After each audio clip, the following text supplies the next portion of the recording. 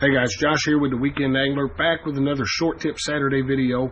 Sorry I missed y'all last week, but as you can probably tell from the sound of my voice, I've had some kind of upper respiratory thing that's really had me down for the count. Feeling better, just not sounding better yet. That's going to take some time, but we're back anyway this week, and we're going to be talking about some fishing knots. Specifically, I'm going to be showing you 3 fishing knots that I use more than any other knots out there.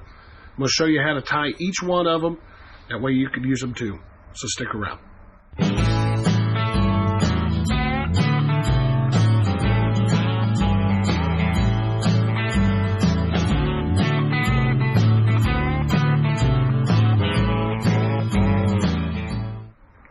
Alright guys, like I was saying, this week we're going to be talking about 3 fishing knots that I use more than any other knot out there. Guys, there's no shortage of fishing knots. Some are easy to tie, some are a little bit more difficult to tie, but there are 3 that I use more than anything, and that's what we're going to be working with today. For a lot of you guys, this is going to come as a review, and for some of you newer folks, you might pick up a new knot that you haven't used and be able to go out and try that one out, see if it works for the way you fish as well. So let's go ahead and step over to the workbench since we're going to go through 3 of them today. Don't want to waste any time here.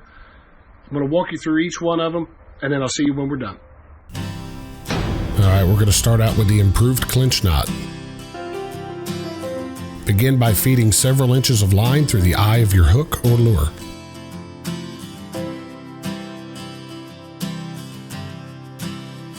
Now firmly grasp the line on both sides of the eye and rotate the hook or lure 4 to 5 full rotations.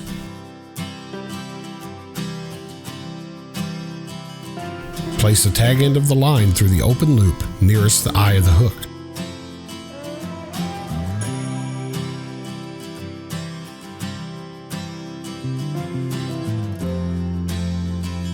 Now place the tag end through the new loop you formed during step 3.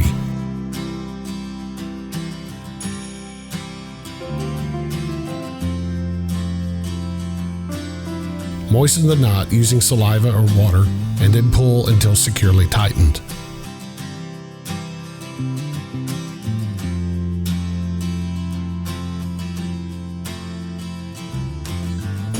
To finish, trim the tag end close to the knot.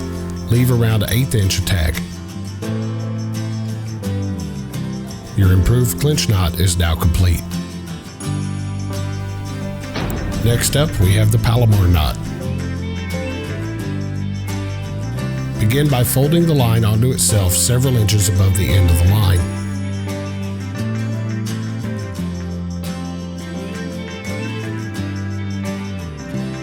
Now place the folded loop of the line through the eye of the hook or the lure.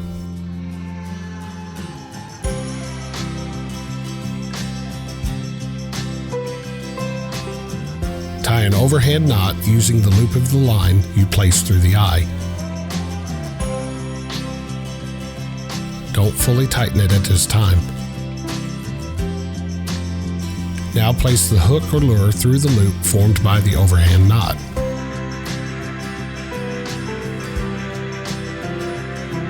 Pull the line to fully tighten the knot.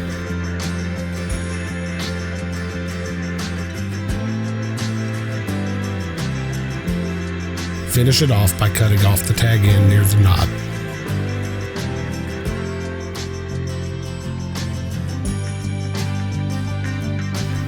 Last up, we have the easy snail knot. This works great with circle hooks. Begin by cutting your desired length of line from your spool. Now place your line through the eye of the hook. Run the line along the back of the hook shank.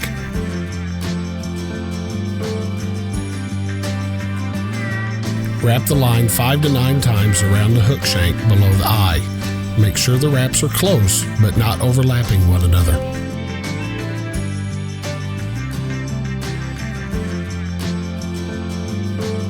Bring the line back through the eye of the hook from the back to the front.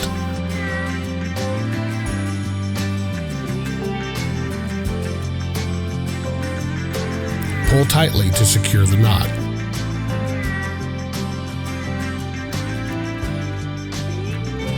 Finish it off by trimming the tag end below the wraps. Leave 1/8 to 1/4 of an inch of tag. All right, guys, well, that's going to pretty much bring us to the end of this week's video. You know, the improved clinch knot's probably the first knot we all learned when we started fishing. That Palomar knot and that snail knot, those 3 knots that get you through just about any situation you'll ever find yourself in while you're out fishing. If this video has helped you out, please take a moment, give it that thumbs up button. If you're checking me out for the first time, guys, I try to post a fishing or boating related tip or trick video every week. So go ahead and hit that subscribe button and that little bell next to it. That way you don't miss any videos. Guys, thank you for watching. I hope it's helped you out. I hope it gives you some more tools that you can use while out fishing that'll put more fish into your boat, give you a better time out there on the water.